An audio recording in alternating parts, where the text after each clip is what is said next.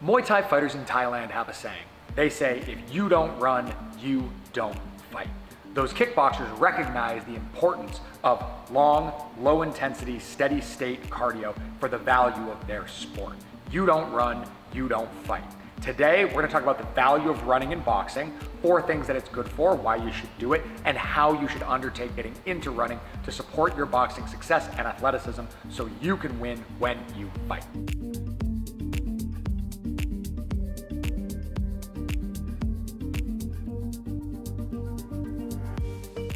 The first reason that you must run is that it allows you to recover more in between rounds. It's a common misconception that the running makes the in-ring boxing easier.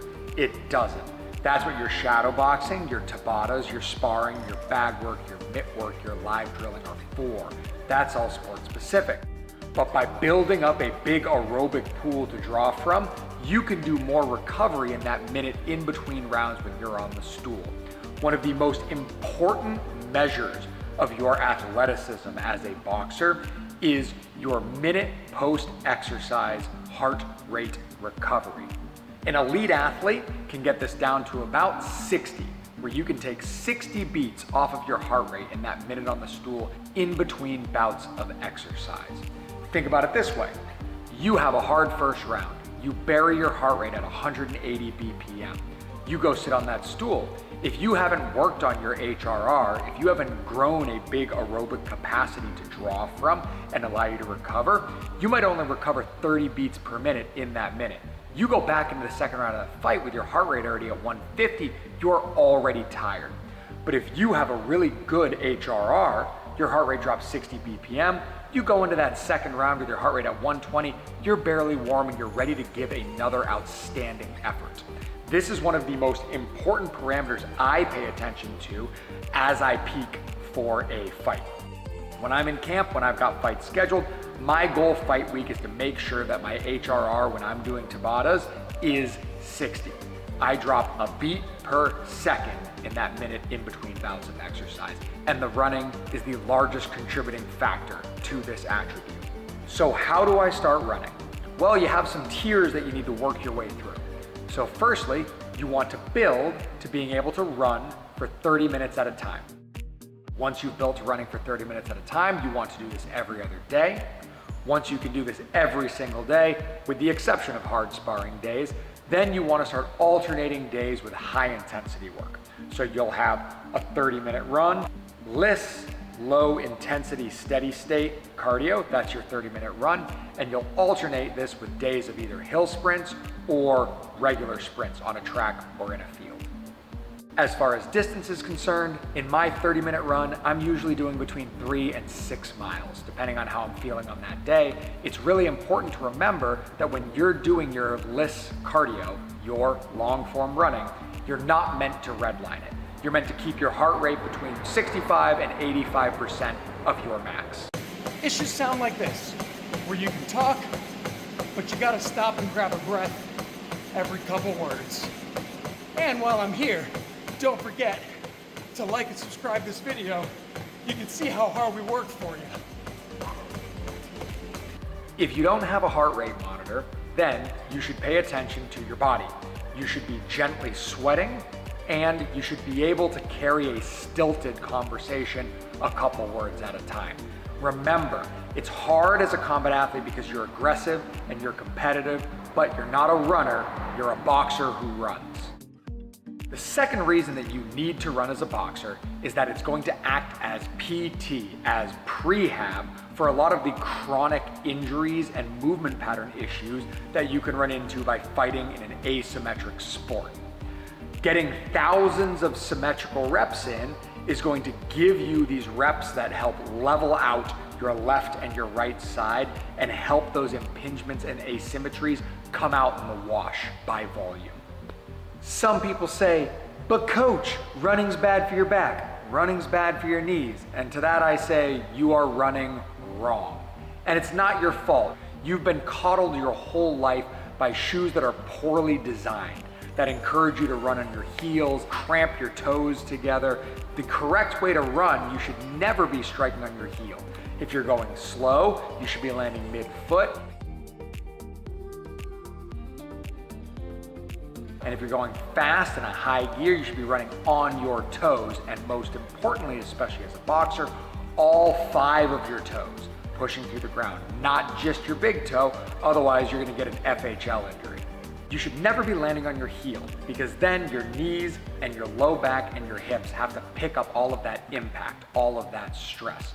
When you run, it should feel like you're jumping rope. It should feel like you're using the agility ladder. Your foot and your ankle are designed to be a shock absorber for impact through your feet when you're running.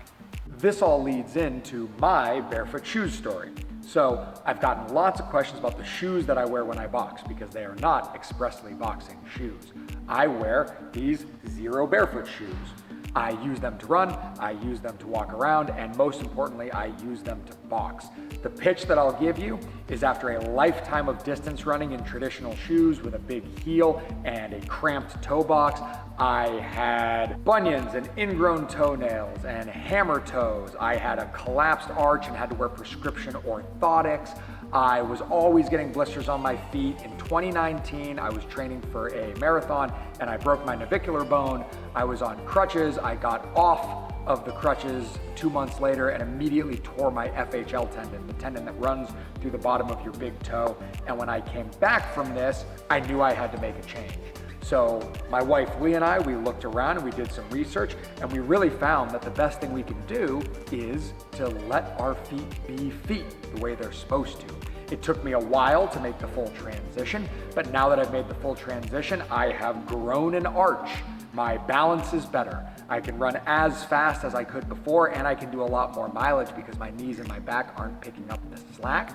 I've gotten rid of my hammer toes, my ingrown toenails. I don't even get blisters anymore when I run. I don't have enough nice things to say about Barefoot shoes, and as I've shopped around, I've tried lots of different brands, but I specifically like the Zeros, X-E-R-O. I would love someday, as the channel grows, to be sponsored by Zero and to maybe get a Bambara boxing boot designed by them, because I do have notes to make it more boxing specific. But anybody who's watched my 8 fights from this past year, if you're curious, those weird shoes that I'm wearing are the Zero shoes, and they undeniably have improved my boxing. Thinking about landing on your toes when you're running is once again an opportunity to highlight that the old school training methodology is best. Whether you're running on a beach or whether you're running miles backwards like marvelous Marvin Hagler, you are forced to use your toes to be on the ball of your foot. There's a figure in the fitness industry right now named Knees Over Toes Guy, and he's a huge proponent of the same backwards running style that Marvin Hagler was doing in the 80s. This is promoted as revolutionary, but actually it's just so old that it's new again. While my heart belongs to trail running, in the harsh wintertime, sometimes you have to end up on the treadmill. When I'm on the treadmill, it's important to make a couple modifications to make sure that you can run on your toes. The way the treadmill works, if it's level, it's less about you driving yourself forward and more about you just bouncing up and down as the ground moves beneath you. To get that real feel like you're out road running, you need to put it on a slight incline. I usually put it on 3, but you'll find what's appropriate for you. The third reason you must run as a boxer is that running is triphasic exercise. So this means it teaches you to absorb and generate force. There's an eccentric component, an isometric component, and a concentric component to every single of the thousands of steps you take when you're running, and that's what boxing is all about. It's about absorbing and redirecting force. When you're thinking about boxing, you want to think about force in and force out. At top speed, sprinters can generate ground contact forces as much as 5 times body weight.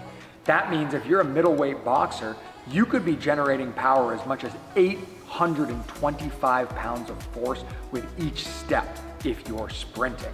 That's a lot of strength in your foot, a lot of ability to absorb and redirect force, and that's going to allow you to be agile, quick, powerful, and explosive when you're in the ring. So if you want smooth footwork and movement when you're in the ring, you need to remember that strength is a skill and you need to train this attribute appropriately. If you want to move around smoothly and you want to move around efficiently, you need to control your weight, control your momentum, control your inertia, and be able to absorb and redirect any force that you generate. There's a quote I love from Expert Boxing, another YouTube boxing channel, that says boxing is not explosive, it's implosive. Physiologically, this triphasic component of running as an exercise is what makes it the most valuable bang for your buck way to do your long form cardio in boxing. If you're going to substitute it, you need to find a way to cover both of these bases, the triphasic components and the aerobic components. So you could perhaps do 30 minutes on the assault bike or 30 minutes on the stair mill, followed by 3 rounds of jump rope or 3 rounds on the agility ladder, and by their powers combined, you would cover the same bases, but it's suboptimal and it's certainly not time efficient for an amateur with a busy schedule. Nothing is a replacement for running, which brings me to my 4th and final reason why you must run, and that's that you're getting in reps of mental toughness. Running out on the road isn't like being on a treadmill. When you're running out on the road, you've got to decide to keep moving. You've got to decide that I'm going to speed up or I'm going to slow down. You've got to push. Every single step is an affirmation that you are willing to continue. Every single step, your body says, am I going to quit? And you say, no, I'm not. I'm going to keep going. When you're on a treadmill, it locks you at a pace. You're not in charge anymore. You can't feel your body and your mind. When you're on a treadmill, you can step off at any time you want. But when you're out on the roads, just like in a fight, if you leave home for battle, you got to come back home. You run out, you got to run back. That's a journey, and every single one of those journeys you come back from better. You're training your gameness. Gameness is a term that means a willingness to persevere, to push through, to not quit, to see things through to the finish. And that's the type of mentality you need if you're going to be a successful boxer. Doing hard things is important because boxing is hard, because fighting is hard. It's hard physically, but it's harder mentally. I always make a point, as well as my rise and grind road work, I am doing sprint intervals, I'm doing Tabatas, I'm doing breath holding exercises, I'm taking cold showers. All of these things bolster this part of your brain that tells you when things get tough, you get tougher. You don't ever want to ask for easier work, you want to ask to be stronger to overcome that work. And both boxing and running cultivate that mentality. This means not letting conditions stop you. If it's cold outside, cover your ears and put on your gloves and do your road work. If it's raining or it's wet outside, throw plastic bags in between your socks and your shoes and do your road work. It's important. I know I take pride in doing my road work when the conditions are especially bad. It's very cold, it's very wet, or it's very hot, because I know opponents that I will run into in the ring someday are not willing to train through those conditions, and I am. This brings me to this wonderful quote from Muhammad Ali's book, The Soul of the Butterfly. I'm going to share a little secret with you.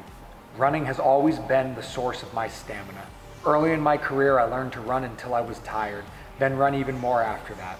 But all the running I did before the fatigue and pain was just the introduction to my workout. The real conditioning began when the pain set in. That was when it was time to start pushing. That was when I would count every mile as extra strength and stamina. What counts in the ring is what you do after you're exhausted. I believe in the rise and grind run. I prefer to wake up before the sun comes up, get on the road or get on the trails and get my miles in. I prefer trail running because I think there's a problem-solving component to it. I think dodging all the roots and the tree branches and navigating the darkness and the rocks, I think that that's a lot like boxing. It feels a lot like when you're swimming in the pocket and you're doing defense work. And I feel that that really wakes up a part of my brain that makes it easy to think about the problem-solving aspects and the tactics of boxing. Running after sparring is good too, because again, it lets you be thoughtful. It lets you think and meditate on the sparring. You're already tired from working hard, and then you're going out and you're working when you're tired, and you're thinking about every round, every punch when you're out doing that.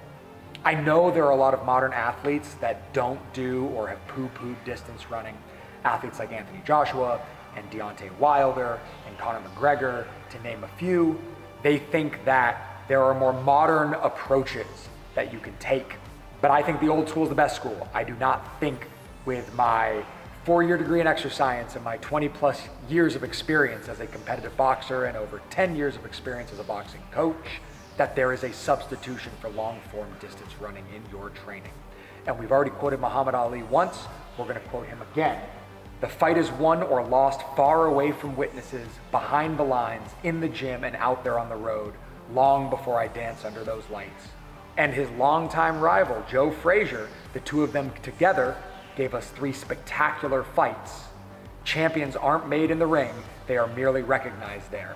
What you cheat on in the early light of the morning will show up in the ring under the bright lights. Here we have a sample week of a conditioning, a cardio program for an amateur boxer. On Monday, we would do sprints and we would do our shadow boxing Tabatas. Tuesday, we would do our low intensity steady state. That's our 30-minute run, followed by defense rounds. Wednesday, we got our hill sprints and again our Tabatas. Thursday, we have another 30-minute run and defense rounds. Fridays are just Tabatas and Saturdays are just another 30-minute run, so that you're nice and fresh for the most important part of your boxing training. That's the skill development, sparring on Sundays. We have more thorough conditioning programs on our Ko-fi if you'd like to check them out and help to support us. In lieu of our regular When You Fight conclusion on the Bambara Boxing channel, I'm going to give you another quote from Muhammad Ali's Soul of the Butterfly book that I love and is extremely appropriate for this video. Outrun the people who quit when they feel discomfort. Outrun the people who stop because of despair. Outrun the people who are delayed because of prejudice. Outrun the people who surrender to failure, and outrun the opponent who loses sight of the goal. Because if you want to win, the will can never retire, the race can never stop, and faith can never weaken. Good luck out there, folks.